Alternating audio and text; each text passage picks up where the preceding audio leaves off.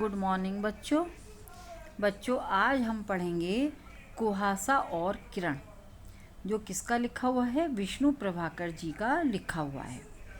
तो बच्चों इसमें कुहासा किरण में क्योंकि ये एक समस्या मूलक है, इसमें क्या है बच्चों कि स्वतंत्रता प्राप्ति के बाद के भारत की सामाजिक राजनीतिक स्थिति का यथार्थ चित्रण किया गया है कि जैसे कि स्वतंत्रता मिलते ही जो प्रभावशाली लोग थे या राजनेता थे, उन्होंने उसका दुरुपयोग किया और अपने स्वार्थों की पूर्ति के लिए दुर्बलों के अधिकारों का भरपूर हनन किया। तो इससे क्या हुआ कि चारों ओर भ्रष्टाचार, रिश्वतखोरी, भाई भतीजावाद का बोलबाला हो गया और जिन लोगों ने देश की स्वतंत्रता में अपना योगदान दिया था उनको भुला दिया गया। अर्थात कि देश के साथ गद्दारी करने वाले लोगों के द्वारा फर्जी प्रमाण जुटाकर स्वयं को स्वतंत्रता सेनानी दर्शाकर उनके नाम पर राजकोष को लूटने की स्पर्धा लोगों में आरंभ हो गई थी। तो बच्चों इसी नाटक में कृष्ण चैतन्य नामक एक व्यक्ति है जो कि अपने आप को समाज सेवी या सामाजिक प्रतिष्ठा का एक व्यक्ति बताते हैं, लेकिन वो क्या है जबकि एक आडंबरी। और श्री कृष्ण चैतन्य का जो वास्तविक नाम क्या है, कृष्णदेव, जो कि वह मुल्तान में हुए सन 1942 के आंदोलन में स्वतंत्रता सेनानियों के विरुद्ध मुखबिरी करता था। यानी कि जो स्वतंत्रता सेनानी थे उनके विरुद्ध जाकर वह सभी उनकी सारी बातें पुलिस को बताया करता था और वह अपने पाखंड से स्वयं को कृष्ण चैतन्य के नाम से एक स्वतंत्रता सेनानी और राष्ट्र प्रेमी के रूप में प्रतिष्ठित कर लेता है। तो इसी में बच्चों पढ़ते हैं कुहासा और किरण। तो जैसे कुहासा का मतलब होता है बच्चों कोहरा, और किरण जैसे कुहासे को यानी कि कोहरे को दूर करने वाली सूर्य की किरण के समान। तो इसमें जो भ्रष्टाचार है, जो भी इसमें अन्याय या अत्याचार होता है उसको एक कुहासे के समान, और जो इसमें एक समाज सेवी के रूप में, एक स्वतंत्रता सेनानी के रूप में जो होता है उसको एक किरण के रूप में प्रदर्शित किया है। तो इसमें कि वह जो श्री कृष्ण चैतन्य है वह अपने पाखंड से स्वयं को कृष्ण चैतन्य के नाम से स्वतंत्रता सेनानी एवं राष्ट्र प्रेमी के रूप में प्रतिष्ठित कर लेता है। तो बच्चों ये नाटक 3 अंकों में है, तो आपको उसी तरह से तीनों अंकों की कहानी मालूम होनी चाहिए कि किस अंक में कौन सी कहानी कहाँ से लेकर कहाँ तक है। तो सबसे पहले प्रथम अंक, इसमें क्या है बच्चों, कुहासा किरण नाटक के प्रथम अंक की कहानी कृष्ण चैतन्य के निवास पर उनकी सेक्रेटरी क्या थी उसको सुनंदा एवं अमूल्य, जो कि बच्चों इसमें ये नायिका है इस नाटक की और ये अमूल्य नायक के वार्तालाप से प्रारंभ होती है। अमूल्य एक सच्चे स्वतंत्रता सेनानी का पुत्र है। वह गरीबी और बेकारी से ग्रस्त है और उसकी सिफारिश के बल पर श्री कृष्ण चैतन्य के यहाँ पर काम रखवा देती है। कौन रखवा देती है उसे? सुनंदा अपनी सिफारिश लगा देती है और अमूल्य को श्री कृष्ण चैतन्य के यहाँ पर लगवा देती है। तो दोनों कृष्ण चैतन्य का जो षष्ठी पूर्ति के अवसर पर हो रहे स्वागत की तैयारियों में व्यस्त हैं। इसी समय कृष्ण चैतन्य के आने पर दोनों ने बधाई देते हैं, यानी कि उनके जन्मदिन के लिए अवसर पर। अमूल्य को अपने अनिष्ट का कारण मानकर श्री कृष्ण चैतन्य शंकित रहते हैं, यानी कि कृष्ण चैतन्य जो है यहाँ पर उसे अमूल्य से उन्हें खतरा महसूस होता है कि ये हमारे लिए अनिष्ट का कारण बन सकता है। तो उन्होंने अमूल्य को विपिन बिहारी के यहाँ पर, इसमें एक पात्र है बच्चों विपिन बिहारी, कि यहाँ पर संपादक नियुक्त करवा दिया और कृष्ण चैतन्य को सरकार से 250 रुपये की पेंशन मिलती है और वे सामाजिक कार्यकर्ता के रूप में दर्शकों के समक्ष आते हैं।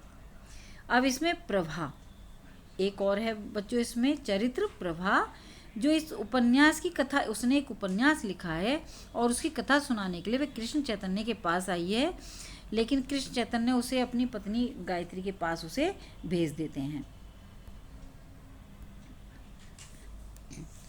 तो इसके बाद बच्चों जो उसी समय देशभक्त जो डॉक्टर चंद्रशेखर थे उनकी विधवा अपनी पेंशन के कागजों पर हस्ताक्षर कराने आई। तभी उसने मुल्तान में सन 1942 के आंदोलन तथा घटना का विवरण सुनाया। यानी कि जो डॉक्टर चंद्रशेखर हैं इसमें, जिनका बल्कि देहांत हो चुका था, उनकी पत्नी मालती है उसका नाम, वो अपनी पेंशन के कागजों पर हस्ताक्षर कराने आई। किसके पास? कृष्ण चैतन्य के पास। तो जो वह मुल्तान की घटना का वर्णन करती है, जिसे सुनकर कृष्ण चैतन्य घबरा उठते हैं। प्रभा और मालती में वाक युद्ध होने लगता है, यानी कि दोनों बहस करने लगती हैं। प्रभा जो अपनी उपन्यास की कहानी सुनाने आई थी, और मालती जो अपने पेंशन के कागजों पर हस्ताक्षर कराने आई थी। तब उस संघर्ष में कृष्ण चैतन्य अपना मानसिक संतुलन खो बैठे, और वे अपनी पुरानी यानी कि प्राचीन घटना यानी कि पुरानी बातों को याद कर करके भयभीत हो उठे कि कहीं उन्हें ये भय हुआ कि कहीं उनकी पोल न खुल जाए। तो कृष्ण चैतन्य की पत्नी गायत्री अपने पति के व्यवहार एवं कपटी आचरण से विरक्त होकर अपने भाई के पास चली गई। यानी कि कृष्ण चैतन्य की जो पत्नी है गायत्री, वह अपने पति के व्यवहार से इतनी क्षुब्ध हो जाती है, इतनी दुखी हो जाती है कि वह अपने भाई के पास चली जाती है। और कृष्ण चैतन्य अपनी सभी सहयोगियों की कमी और दुर्बलताओं को जानता था, और उसने आत्मतोष के लिए कहा कि हमाम में सभी नंगे, नंगा नंगे को क्या करेगा। यानी कि यदि एक व्यक्ति डूबेगा तो उसके साथ साथ सभी व्यक्ति डूबेंगे। तो इस प्रकार बच्चों प्रथम अंक में आगामी घटनाओं का ताना बाना इसमें बुना गया है। अब है बच्चों द्वितीय अंक।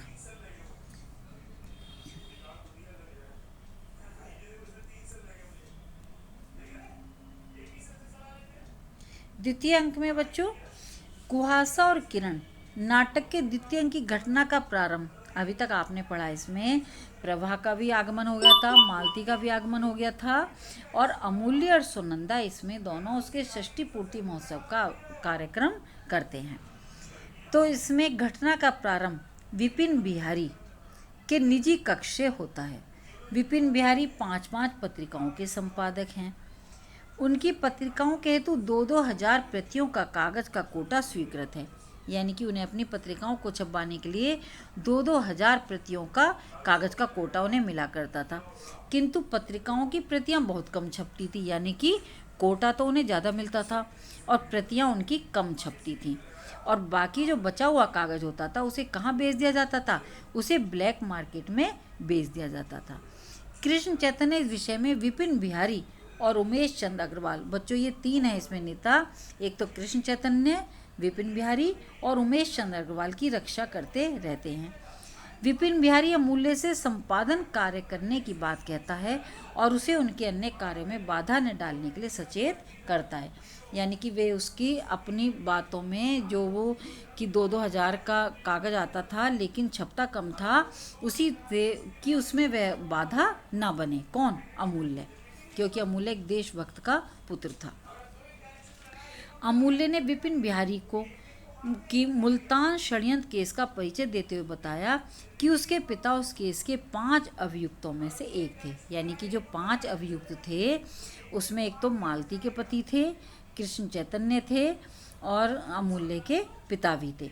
उनमें से कृष्ण देव नाम के व्यक्ति ने मुखबरी करके सरकार को सारा भेद दे दिया। यानी कि जो उनके जो अंग्रेजों को भगाने के लिए जो वो लोग कार्य करते थे, उनका सारा भेद कृष्णदेव उस समय की सरकार को दे दिया करता था।